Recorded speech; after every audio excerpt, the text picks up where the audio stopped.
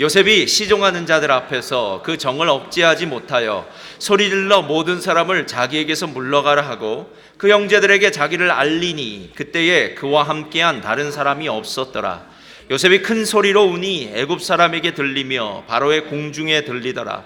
요셉이 그 형들에게 이르되 나는 요셉이라. 내 아버지께서 아직 살아계시니까. 형들이 그 앞에서 놀라서 대답하지 못하더라. 요셉이 형들에게 이르되 내게로 가까이 오소서. 그들이 가까이 가니 이르되 나는 당신들의 아우 요셉이니 당신들이 애굽의 판자라. 당신들이 나를 이곳에 팔랐다고 해서 근심하지 마소서. 한탄하지 마소서. 하나님이 생명을 구원하시려고 나를 당신들보다 먼저 보내셨나이다. 이 땅에 2년 동안 흉년이 들었으나 아직 5년은 밭갈이도 못하고 추수도 못할지라. 하나님이 큰 구원으로 당신들의 생명을 보존하고 당신들의 후손을 세상에 두시려고 나를 당신들보다 먼저 보내셨나니 그런즉 나를 이리로 보낸 이는 당신들이 아니요 하나님이시라. 하나님이 나를 바로에게 아버지로 삼으시고 그 온 집에 주로 삼으시며 애굽 온 땅의 통치자로 삼으셨나이다. 아멘. 자, 오늘 말씀의 제목은요, 다 같이 읽겠습니다. 시작. 당신을 위한 예수님의 세 가지 선물. 저와 여러분을 위해서 예비한 예수님의 세 가지 선물에 대해서 함께 은혜를 나눌 시간이 되기를 원합니다. 우리 교회 도서관에도 있는데요, 워싱턴 DC에서 처음에 카페를 열면서 이렇게 교회를 개척했던, 그래서 지금 상당히 크고 영향력 있는 교회가 된 마크 베터슨 목사님의 이야기입니다. 마크 베터슨 목사님이 13살 때 어느 마을로 이제 어느 도시로 이렇게 이주를 했다고 합니다. 그곳에 가서 교회를 등록했더니 당장 월요일 날 그 교회 중보기도 팀이 그 마크 베터슨 목사님의 집에 이제 찾아왔답니다. 찾아와서 하는 말이 우리가 중보기도 팀입니다. 혹시 이 가정에 기도 제목이 있으면 말씀해 주십시오. 저희가 이 가정을 위해서 기도해 주겠습니다. 라고 이렇게 얘기했답니다. 마크 베터슨 목사님의 부모님은 마크 베터슨, 그때는 10대였으니까요. 아들의 천식 때문에 많이 힘들어했다고 합니다. 1년에도 6번씩이나 병원에 갈 정도로 입원해야 될 정도로 천식이 심한 상태였기 때문에 그 중보기도 팀에게 천식을 고쳐달라고 위해서 기도해달라고 이렇게 기도를 부탁합니다. 그렇게 기도를 하고 나서 하는데요, 딱 빙 둘러서서 이렇게 손을 얹고 기도를 하는데 마크 베터슨 목사님이 그 이전까지는 그렇게 누군가가 그런 식으로 중보기도를 해주는 적이 한 번도 없었답니다. 그래서 이렇게도 기도를 하는구나 라는 것, 그래서 기도에 어떤 큰 은혜를 받았다고 합니다. 그리고 난 다음 날 그 기도가 응답 받았을까요? 못 받았을까요? 못 받았습니다. 그래서 천식은 낫지 않았어요. 근데 천식은 안 나았는데 사마귀가 고침을 받은 거예요. 사마귀가 고침 받은 거예요. 그때 마크 베터슨 목사님이 이런 생각을 했답니다. 아니, 혹시 하나님께서 그 기도팀이 기도한 그 기도 제목을 잘못 들으신 건 아닐까? 우리가 가끔 보면 이렇게 전화 게임이라는 거 있잖아요. 말 전달하다 보면 처음에는 천식이었는데 나중에 끝에 가면은 이상하게 변해서 이게 마치 사마귀로 변한 것은 아닐까? 아니면 혹시 분명히 사마귀는 천식은 고쳐주셨는데 내 천식이 아니라 다른 곳에 가서 고쳐주시고 또 다른 사람이 사마귀가 들린 거 나한테 이렇게 잘못해서 고쳐주신 것은 아닐까? 여러 가지를 생각했답니다. 그런데 이런 생각을 할 때에 평생 처음으로 하나님의 음성, 성령의 음성을 들었는데요, 하나님께서 이렇게 말씀하시더랍니다. 마크야, 나는 내게 내 능력이 있다는 것을 내가 알기를 원한다. 이렇게 말씀하시더래요. 가끔 우리가 이렇게 얘기할 때가 있어요. 목사님, 제가 기도했더니 응답받았습니다. 그 말이 맞는 말은 맞는 말이에요. 그러나 100%는 아닙니다. 왜냐하면 기도했다고 다 응답받았으면 여러분 진짜 다 응답받으셨습니까? 어떤 기도 제목들은 아무리 열심히 해도 하나님께서 응답하지 않는 기도도 있더라고요. 내가 기도했기 때문에 응답받았다기보다는 내가 기도한 것이 당연히 하나님께 아뢰고 하나님께 응답해달라고 분명히 기도한 것이기는 하지만 하나님의 뜻에 의해서 응답받은 것이 아닙니까? 하나님이 주인이시고 우리는 종이죠. 우리가 주인이 되어서 마치 램프에 있는 요정에게 야, 이러것 해, 저것 해 라고 시킬 수 있는 그런 종류의 일이 아니더라라는 거예요. 하나님의 뜻이 맞았으니까 기도의 응답을 받은 거죠. 하나님의 뜻과 상관없는 일들이라면 기도의 응답은 없더라라는 것입니다. 우리가 신앙생활을 하면서 또 성경을 읽어가면서 보아야 될 가장 중요한 부분이 있다면 그것은 바로 성경에서 하나님을 발견하는 것이고요, 하나님의 능력을 찾는 것인 줄 믿습니다. 실제로 요셉의 이야기를 저도 한참 묵상하면서 읽다 보니까 야, 요셉 참 매력적인 사람이더라고요. 훌륭한 사람이더라고요. 야, 이런 친구가 있다면 사위 삼았으면 좋겠다. 이런 친구가 아들이었으면 얼마나 좋을까. 야, 이런 요셉 같은 친구가 내 동생이었다면, 우리의 형이었다면 얼마나 좋을까. 요셉이라는 한 인물에 대해서요, 정말 감격할 정도로 매력적인 사람이더라고요. 그러나 여러분, 이걸 아셔야 됩니다. 성경은 오늘 우리들에게 요셉의 매력적인 부분, 요셉이 훌륭한 부분을 얘기해 준 것이 아니라, 저를 따라 하시기 바랍니다, 하나님이 요셉의 인생을 축복해 주셨습니다. 하나님이 요셉의 인생 배후에서요, 이끌어 가시고 인도하시고 복 주신 역사. 그래서 요셉은 앞에 있는 것이고 하나님은 뒤에 계신데, 그 하나님을 발견해야 그때 진짜 성경 말씀, 하나님의 뜻이 무엇인지를 우리가 온전히 깨달아 안다는 겁니다. 그래서 실제로 요셉의 이야기를 잘 살펴보면은요, 요셉을 통해서 하나님이 하시고 싶었던 이야기가 있었는데, 그것은 무엇이냐면 요셉은 바로 요셉의 시대보다 2000년 후에 오실 예수님의 그림자였어요. 그러니까 요셉이 지금 했던 모든 일들, 요셉이 당했던 이 많은 일들은요, 2000년 후에, 그 당시로부터 2000년 후에, 우리로부터는 2000년 전에 오실 그 예수님의 모습을 그대로 닮은 모습이더라는 거예요. 그리고 나서 성경을 보니까요, 진짜 그런 것 같아요. 오늘 우리가 읽었던 5절 말씀, 마이크 조금만 이 하우링이 나는데요, 5절 말씀 한번 보시겠어요? 5절 말씀은 이렇게 얘기합니다. 당신들이 나를 이곳에 팔았다고 해서 근심하지 마소서, 한탄하지 마소서. 하나님이 생명을 구원하시려고 나를 당신들보다 먼저 보내셨나이다. 여러분, 여기에서 제일 중요한 단어 하나를 꼽으라면요, 보내셨다라는 말이에요. 여러분, 요한복음 9장을 보면은 예수님께서 날 때부터 맹인되었던 사람들의 눈을 고치시는 이야기가 나와요. 그때 그 맹인을 침으로 진흙을 이겨서 보낸 곳이 실로암 연못가예요. 실로암은 보내심을 받았다는 뜻이에요. 예수님은 이 땅에 보내심을 받은 자입니다. 그래서 예수님이 이 땅에 우리의 죄를 대속하시고 우리를 구원하시기 위해서 하나님의 보내심을 받았듯이 요셉이 똑같이 보냄을 받았다는 거예요. 근데 단순히 보냄을 받았다는 이야기만 하는 것이 아니라, 요셉이 형들에 의해서 은 20에 팔려서 노예가 됐듯이 예수님은 사랑하는 제자에게 은 30에 팔려서 죄인이 되었고요, 그리고 노예가 되고 죄인이 된 것에서 끝나지 않고 요셉은 총리가 되어서 그 많은 사람들을 살릴 수 있는 자리에 갔고, 예수님은 주와 그리스도가 되셔서요, 십자가를 지고 나신 후에 부활하심으로 말미암아 온 세상에 그리스도, 메시아, 구원자, 왕이 되셨다는 것. 그래서 빌립보서 2장을 보니까 모든 무릎이 예수 그리스도 앞에 무릎을 꿇고 예수 그리스도를 주 그리스도로 고백하게 하셨느니라. 할렐루야. 그게 똑같다는 거예요. 그러니까 요셉의 인생을 살펴보면 살펴볼수록, 요셉의 인생을 잘 묵상하면 묵상할수록 예수님이 더 드러나기 시작하는 것.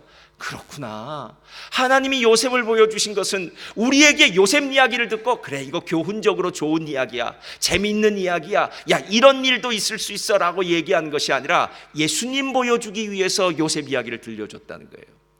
여러분, 베스킨라빈스라는 아이스크림 집에 가보신 적 있으십니까? 예? 소리가 안 나네요. 예. 스프링베일엔 가보셨습니까? 여러분, 스프링베일이나 단대농에 가시면은요, 어떤 일이 있냐면, 야채 가게에 가면은, 과일 가게에 가면은 그 야채를 그냥 파는 것이 아니라 그 앞에 야채를 깎아 놓든지 잘라 놔서 사람들로 하여금 맛을 보게 하는 경우가 있어요. 이걸 우리가 맛배기라고 하는데요, 그러면 이 과일이 단지 안 단지, 맛있는지 맛없는지를 한 개를 먹어보고 난 다음에 그것을 살 수 있게끔 해요. 베스킨라빈스에는요, 20가지, 30가지, 40가지 많은 종류의 아이스크림이 있습니다. 아니, 도대체 이 많은 아이스크림 중에 어느 아이스크림이 맛있는지 잘 모를 때 거기서 일하는 종업원이 하는 일이 있어요. 뭔지 아시죠? 조그만 스푼을 가지고 조금씩 떠먹여줘요. 그러면 이 아이스크림이 맛있구나, 이 아이스크림으로 저 주세요 라고 이야기하더라는 거예요.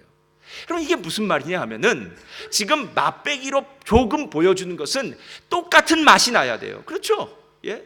아니 잘라놓은 과일이나 파는 과일이나 똑같아야죠. 조금 퍼준 아이스크림이나 내가 살 아이스크림이나 같은 아이스크림이어야지, 그것이 그 두 가지가 다르다면요 누가 맛보기로 할 수 있겠습니까? 맛보기는 똑같아야 돼요.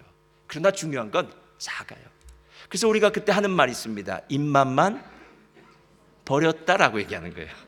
그러니까 사라는 얘기예요, 여러분. 맛있으면 사면 입맛만 버리지 않고 충분히 그 은혜를 누릴 수 있다라는 겁니다. 그런데 요셉의 인생이 정말 중요한 이유는 7절 말씀 때문이더라고요. 자, 7절 다 같이 읽겠습니다. 시작. 하나님이 큰 구원으로 당신들의 생명을 보존하고 당신들의 후손을 세상에 두시려고 나를 당신보다 먼저 보내셨나니. 자, 요 구절 잠깐 펴놔주시고요. 오늘 요셉을 통해서 하나님이 분명히 말씀하시는 건 예수님과 똑같아요. 하나님께서 요셉을 통해 큰 구원을 이루시기 위해서, 그리고 큰 구원은 많은 사람들의 생명이죠. 그러니까 약속의 자손들, 이스라엘의 생명을 구원하기 위해서 요셉을, 또 후손들을 남겨놓기 위해서 요셉을 애굽에 먼저 보내셔서, 그로 고난을 당하게 하셨지만 나중에 총리가 되게 하셔서 요셉을 통해서 7년 동안 풍년에 많은 곡식들을 모아놓게 하고, 그리고 흉년 동안 그 어려운 시기를 이겨내게 할 수 있었다라는 거예요. 근데 이 구절을 제가 예수님에 대해서 비유하다 보니까 세 가지 부분에서 요셉이 주었던 선물이고요, 예수님이 주시는 선물이 있더라고요. 그 세 개가 무엇이냐면, 첫 번째는요 보호하심의 복이고요, 선물이고요. 두 번째는 공급하심의 선물이고요. 세 번째는 인도하심의 선물이더라고요. 그러니까 그 극심한 기근 가운데서 하나님의 백성을 보호하시는 그 하나님의 은혜, 그리고 그 극심한 기근 가운데서 하나님께서 먹을 것을 공급하시는 그 은혜, 선물, 그리고 마지막으로 그 모든 일들을 하나님께서 인도하셔서 하나님의 축복 가운데 저들이 살아날 수 있게 하신 은혜, 어쩌면 공급하심, 보호하심, 공급하심, 그리고 인도하심의 이 세 가지 은혜가 요셉을 통해서 보여지더라는 거예요. 그리고 난 다음에 제가 그래, 나의 삶 가운데, 우리의 삶 가운데 예수를 믿고 난 다음에 이 보호하심과 공급하심과 인도하심의 복이 무엇이 있었을까 하고 생각해 보았어요. 첫 번째, 예수님은 우리를 세상으로부터 보호해 주세요. 요셉은 기근이라는 천재지변 속에서 온 나라와 이스라엘을 굶어 죽지 않게 했다면, 보호하셨다면, 예수님은 죄로 인해서 영적 기근을 만난 우리를 보호해 주십니다. 여러분, 실제로 우리의 삶에 하나님의 손길이 있다는 사실을 여러분은 느끼지 못할지라도 있다는 것 아십니까?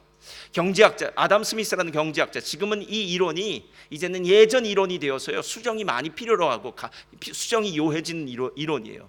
보이지 않는 손이 있다라고 얘기했습니다. 이 말이 무슨 뜻이냐면, 시장은 그대로 내버려 두면 가격이 다 맞게 형성되게 되어 있다. 누군가가 개입하지 않아도 된다. 예를 들어서 마늘이 이번에 흉작이 되어서 마늘값이 많이 올라가면 사람들이 돈이 비싸기 때문에 마늘을 덜 사 먹을 것이고, 사람들이 덜 사 먹게 되면 결국 마늘값은 또 적정 수준으로 내려갈 것이고, 적정 수준으로 내려가면 또 사람들은 사 먹을 것이고, 이런 올바른 선순환 같은 것이 시장 경제에 있을 텐데, 그 뒤에는 보이지 않는 손이 있다라고 얘기한 게 이게 아담 스미스가 한 얘기예요. 그런데 그거 아십니까?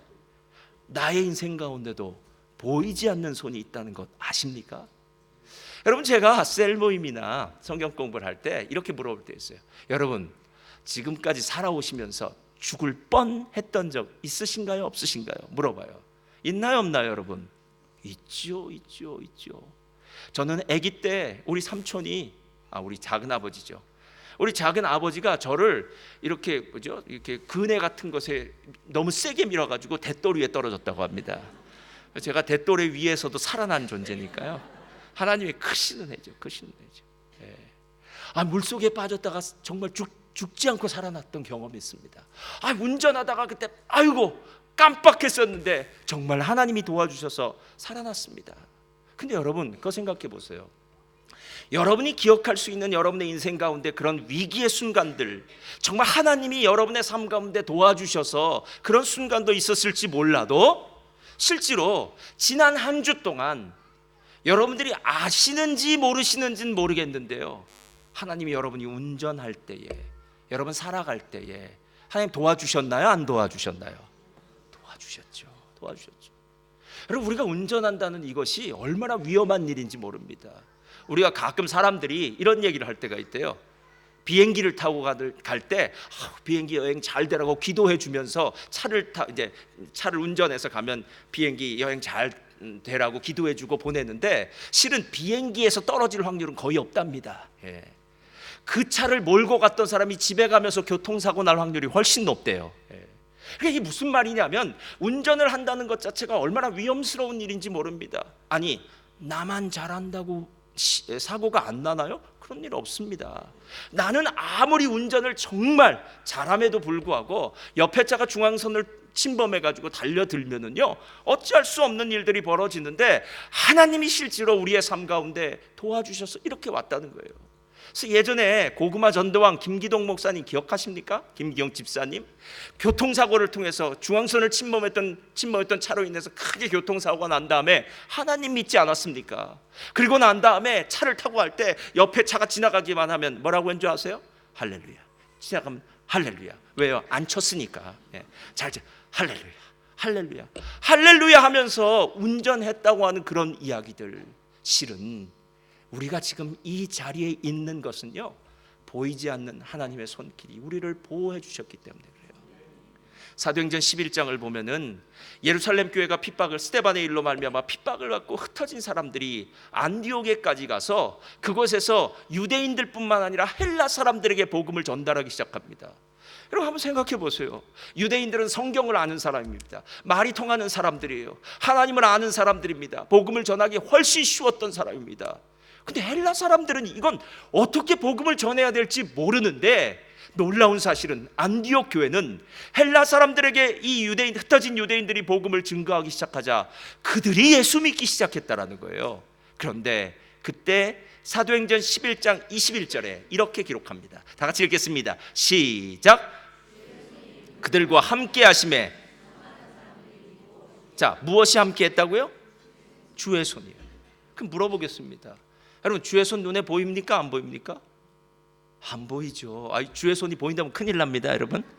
그게 보였다 그러면 어디 좀 갔다 오셔야 돼요. 주의 손 안 보입니다, 여러분. 주의 손이 함께 있었다는 말은 손이 뒤에서 나타났다는 얘기가 아니라 주님의 능력이 있었다는 거예요.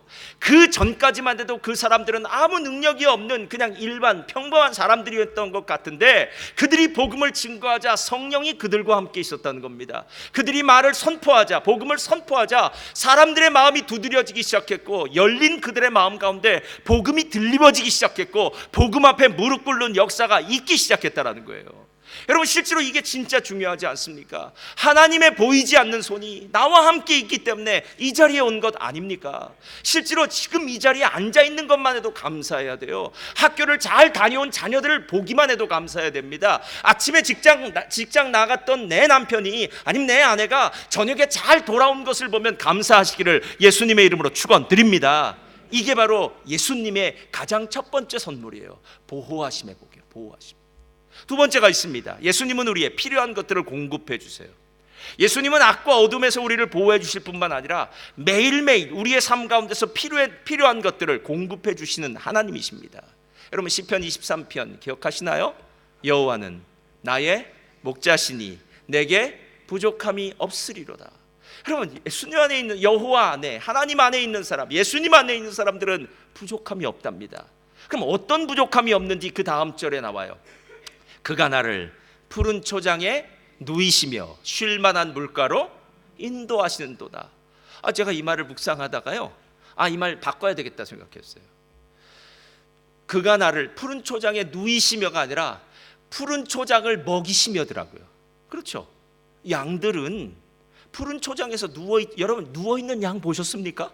푸른 초장에? 제가 아무리 단대농을 가고 어디를 가도 누워있는 양은 못 봤어요. 푸른 초장에서는 풀 먹기 급하더라고요. 그러니까 푸른 초장은 먹을 수 있는 곳이구나. 쉴만한 물가는 거기서 쉬고 잠자는 곳이 아니라 물을 마실 수 있는 곳이구나. 즉 하나님이 하나님의 양들의 배를 채워주셔서 저들로 하여금 생존권의 가장 기본적인 것들을 하나님의 은혜 가운데 채워주신다고 이야기하는 것이 아니겠느냐라는 거예요. 여러분, 예수님이 여러 가지 기적을 베푸셨습니다.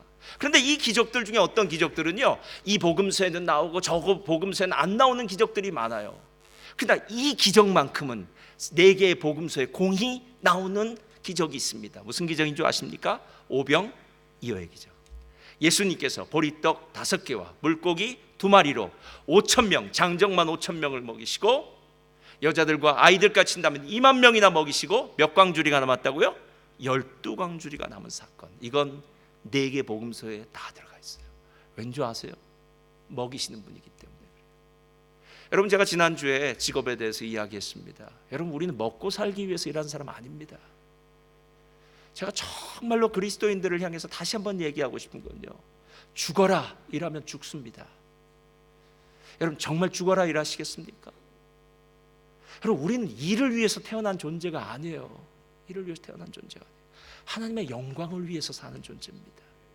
내게 허락하신 일을 여러분이 최선을 다해서 감당하는 것은 여러분의 몫이에요. 그러나 죽어라, 돈 벌겠다 이라는 거 아닙니다. 목사님, 그래도 제가 조금만 더 하면 더 벌 수 있습니다. 더 벌 수 있습니다. 여러분이 만약에 그런 이야기를 하실 때 하나님 뭐라고 얘기하시겠습니까? 정말 그렇게 조금만 더 벌고 싶으냐?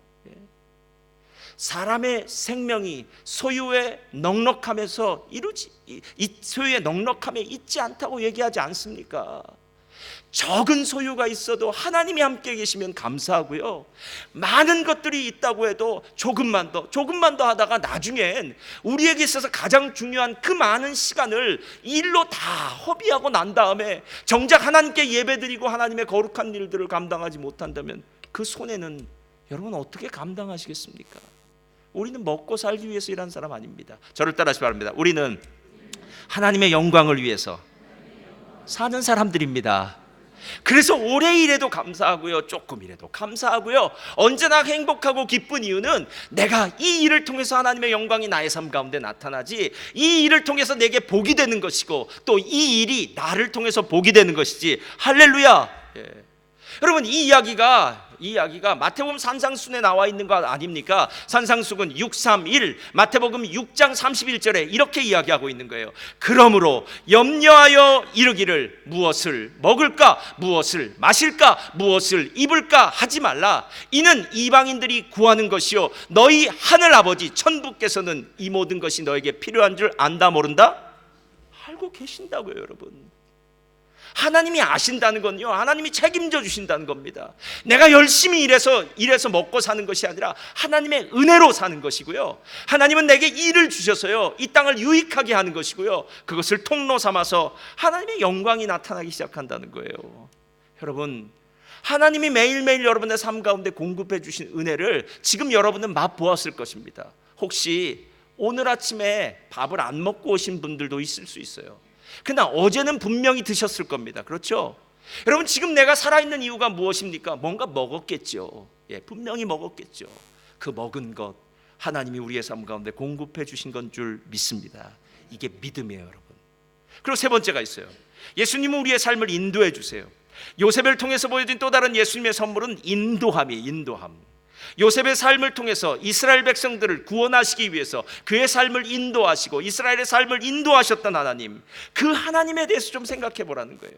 내년 4월에 저희 부흥회 안호성 목사님 오십니다. 지난번에도 오셨지만 이번에 다시 오시는데요, 안호성 목사님이 한 설교 중에 이런 제목이 있더라고요.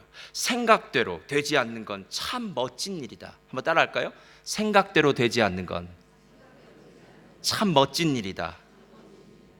여러분, 이 설교를 하실 때 지금 제가 여러 번 설교를 들어보기도 하고 제가 마음 가운데 들으면서 이런 생각이 들었어요. 맞다. 내가 계획하고 내가 소원하고 내가 원했던 대로 된 거 맞냐라는 거예요. 실제로 내 계획은 다른 거 이것이었는데 살다 가다 보니까 이 계획이 아니라 엉뚱한 곳에 와 있는 내 모습을 발견하고, 내가 진짜 원했던 것은 이것이었는데 전혀 엉뚱한 것이 내 손에 주어졌는데 믿음의 눈으로 그 모습을 보니까 하나님이 나를 내가 원했던 것보다 더 좋은 것을 채워주셨구나 하는 생각이 들더라는 거예요. 그래서 믿음이 깊어지면 깊어질수록 기도가 어떻게 바뀌어진 줄 아십니까? 하나님, 나에게 지금 이것이 필요하니까 이것을 주시옵소서라고 기도하지 않고, 하나님, 나는 어리석습니다. 나는 부족하고 연약합니다. 나는 지혜가 없습니다. 그러니 내 뜻대로 마시고 하나님 뜻대로 되게 하여 주옵소서. 그럼 이 기도 아닙니까? 나는 잘 모르니까요. 어떤 것이 진짜 좋은지 잘 모르니까요. 우리 아이가 학교에 붙는 것이 진짜 좋은 것인지, 아니면 한 번 낙방하여서 인생의 쓴맛을 보며 고난의 시간을 지나지만 그 고난의 시간이 우리 아이에게는 정말 복된 시간이 될 수도 있고요. 내가 원하는 것을 이것을 얻는 것이지만 그것을 얻지 못했을 때 내 삶 가운데 인생에 대해서 다시 한번 고민해 볼 수 있는, 그래서 하나님이 무엇을 원하시는지에 대해서 다시 한번 성찰해 볼 수 있는 그 하나님의 다른 뜻이 있을 수 있지 않겠느냐라는 거예요. 여러분, 예수님의 제자들이 성령 받기 전과 성령 후가 얼마나 다른 줄 아십니까? 성령 받기 전에는요, 예수님의 제자들은 그냥 제자들이었어요. 제자들이라는 것은요, 배움을 받는 자, 가르침을 받는 자, 배우는 자라는 뜻이에요. 근데 이 배움을 받는 자는 예수님을 따라가는 자다라고도 이야기할 수 있어요. 그러니까 예수님을 졸졸졸졸 따라갔습니다. 근데 문제가 생겼어요. 어느 날 예수님이, 자, 내가 어디론가 간다. 근데 지금 내가 가는 곳은 너희들이 따라올 수 없다, 이렇게 얘기해요. 요한복음을 보면. 그래서 무슨 말이냐면, 예수님의 십자가의 길은 예수님이 혼자 지고 가셔야 되는 길이기 때문에 제자들이 따라올 수가 없었습니다. 그래서 제자들이 서로 난리가 납니다. 아니, 그 길이 무슨 길입니까? 우리들에게 길을 가르쳐 주시옵소서. 뭐 여러 가지 이야기가 나옵니다. 그때 예수님 뭐라고 이야기합니까? 너희는 하나님을 믿음에 또 나를 믿으라. 내가 너희를 위하여 처소를 예비하러 가노니 그 처소가 예비되면 다시 와서 너희를 그곳으로 인도하리라, 영접하리라 라고 얘기를 해요. 그러니까 지금 성령 받기 전에 제자들은요, 예수님 뒤만 졸졸졸졸 쫓아다니다 보니까 예수님이 사라지면 이제 큰 문제예요, 여러분. 근데 여러분, 예수님이 승천하시고 난 다음에, 성령 받고 난 다음에 제자들은 사도라고 불리워요.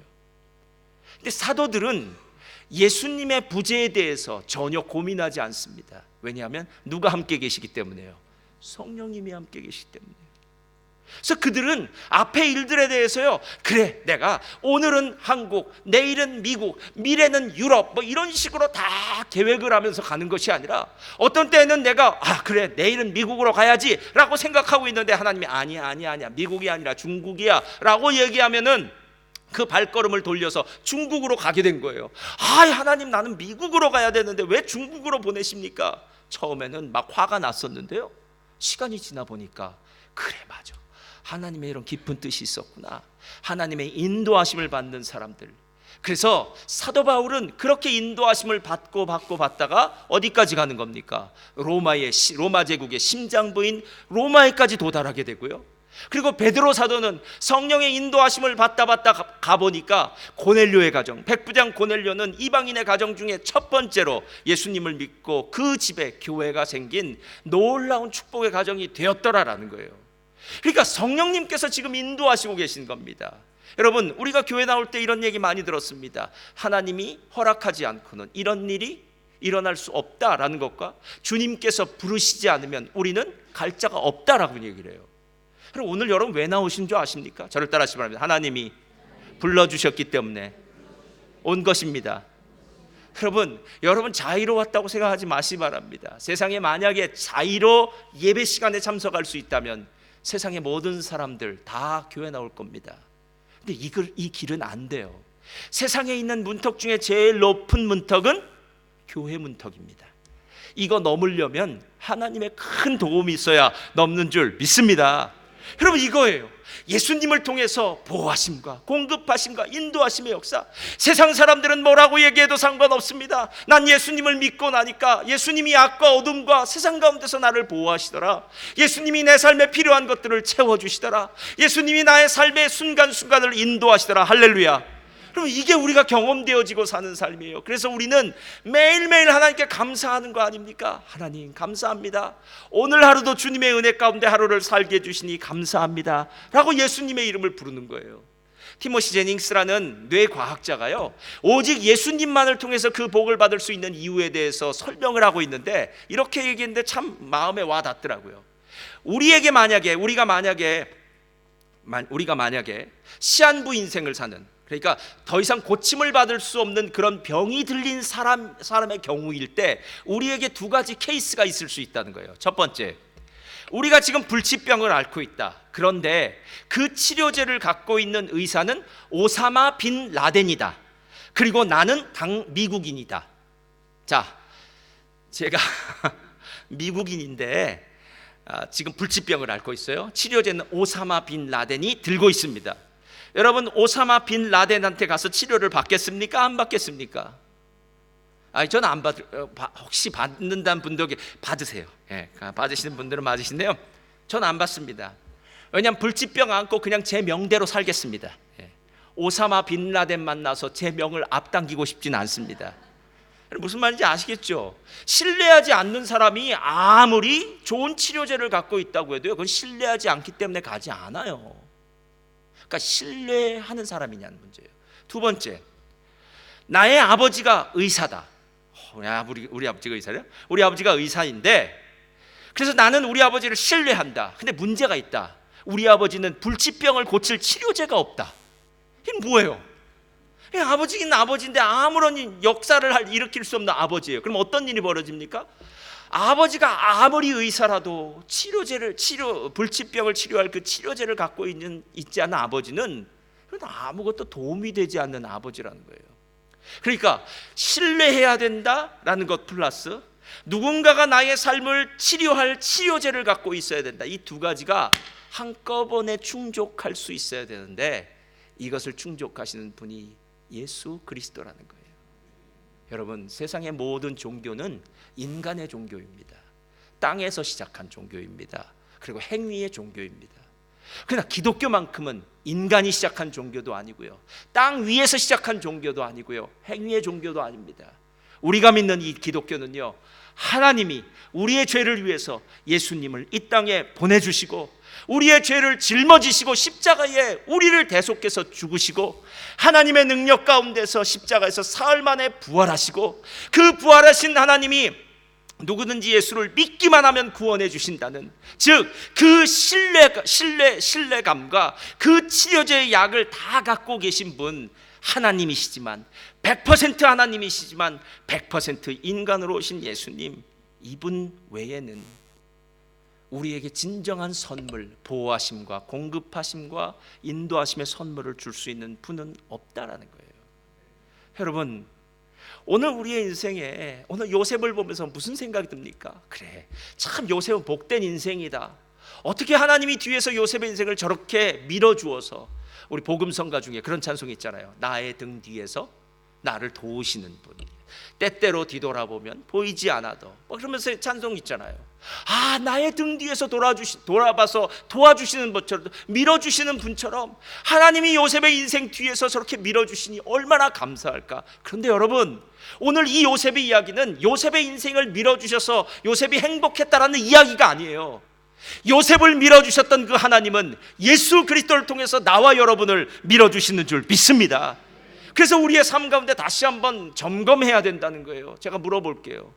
여러분, 진짜 여러분의 삶 가운데 보호하심과 공급하심과 인도하심의 은혜, 그 선물을 매일 누리고 살고 있습니까?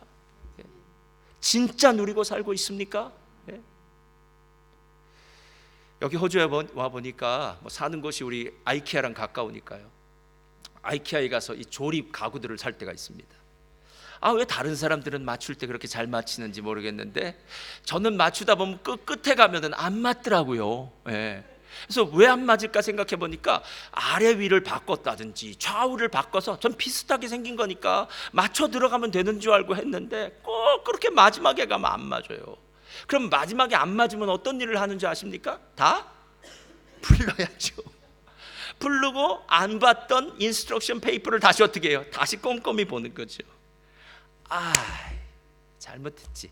그때 이걸 오른쪽으로 왼쪽으로 바꾼 거야. 그래서 그렇게 바꿔서 끼면 다시 정상적으로 가구가 맞춰지더라고요. 어제 에베소 교회 이야기할 때 뭐라고 이야기합니까? 너희가 지금 첫사랑을 잃었어. 매일 성경 하신 분들만 알아요. 이건 너희들 첫사랑을 잃었어. 근데 어디에서 첫사랑을 잃어버린지 좀 찾아와라 라는 거예요. 우리가 신앙생활하다가 신앙이 떨어지는 곳이 있을 거 아니에요, 여러분. 맨날 좋을 수는 없어요. 어떨 때 시험이 드는 때가 있어요.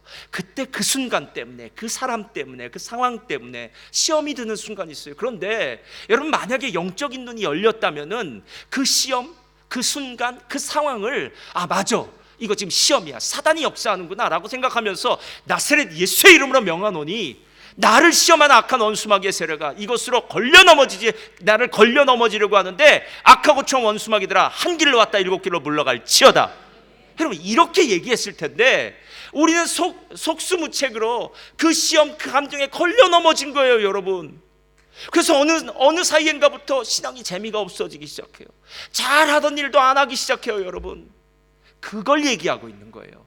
어디에서부터 잘못되었는지, 어디에서부터 보호하심과 공급하심과 인도하심의 은혜를 못 누리고 있는지 다시 한번 뒤로 돌아가 보라는 거예요. 그리고 그렇게 돌아가서 찾다 보면 발견할 것이다.